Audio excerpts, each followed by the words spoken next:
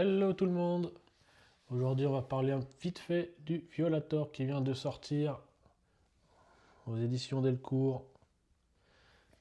Hop, donc une ribambelle d'artistes ont travaillé dessus. Mini-série en 6 épisodes sortie en 2024 aux US et qui est sortie le mois dernier chez nous, qui revient aux origines du personnage du Violator, le clown le plus célèbre peut-être après ça. Donc très violent, hein, je précise, pour public averti, pas à mettre dans toutes les mains. Donc, je ne l'ai pas encore lu. J'avais acheté, je crois, les premiers numéros en VO là, pour la couverture de Todd McFarlane. Et là, j'attendais la version française. Et on est sur du très beau dessin. C'est encore quelque chose qui va me donner très très envie de lire. Bon, ce qui est dommage, c'est qu'on n'ait pas le même dessinateur pour les 6 numéros. Et ça reste quand même beau. Donc les 6 numéros, hein, série terminée. Hein. Tout est là-dedans.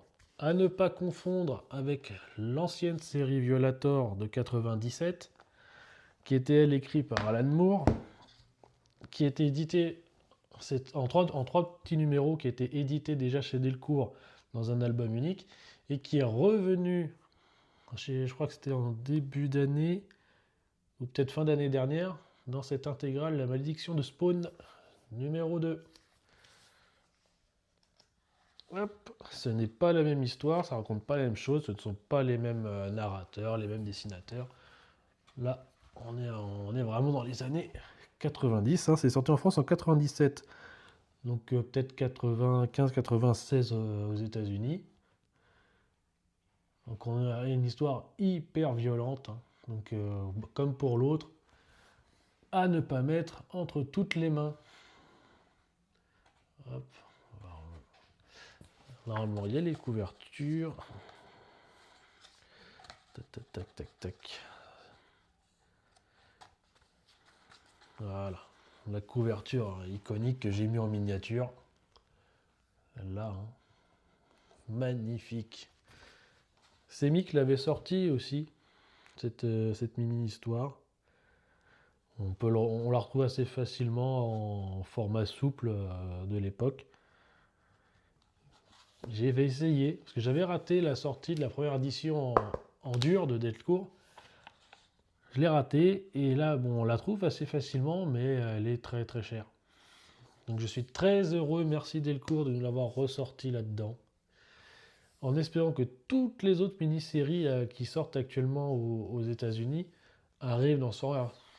Là, c'est bien ça, c'est bien pour ces mini-séries, La Malédiction de Spawn. Ça permet de mettre tous les petits spin-offs en 3-4 épisodes, 6 épisodes. Genre la série sur Nyx, sur le Medieval Spawn là, qui vient de ressortir. Le 6e numéro sort ce mois-ci normalement aux États-Unis. Si je dis pas de bêtises, oui, je crois que c'est ça.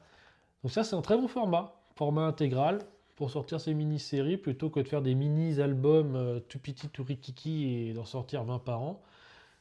Ça, c'est bien. Là, ils sont revenus d'ailleurs sur ce format-là pour la série régulière Spawn et pour le King Spawn. Il me semble, je sais plus si c'est pour Scorch ou pour Gunslinger qui vont aussi sortir la intégrale. Donc on a une autre intégrale, la 2026 de King Spawn qui va sortir pour rattraper un petit peu tout le retard entre guillemets qu'on avait, hein, parce qu'on ne rattrape jamais le retard par rapport aux États-Unis, on ne peut pas être en direct. Il faut toujours qu'ils aient au moins 6-7 numéros d'avance. Et là, franchement, avec tout ce qui sort, le format intégral, c'est ce qu'il y a de mieux pour toutes les séries Spawn. Tu as peut-être un seul album de ta série qui sort par an, mais comme tu as plusieurs séries, tu as de quoi manger.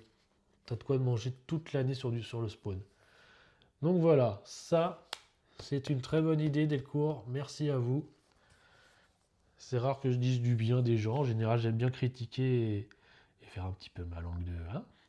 Mais là, non, là, c'est bien. Très très bien. Allez, je critique. La couverture, j'aurais préféré celle du Violator. Voilà, allez que j'en mette une. Donc voilà, si vous voulez les 2 séries sur le Violator, eh ben c'est ces 2 albums. Hop, bon, on voit bien.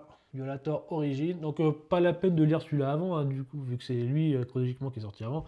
Ça se lit l'un après l'autre, l'un avant l'autre. C'est comme vous voulez.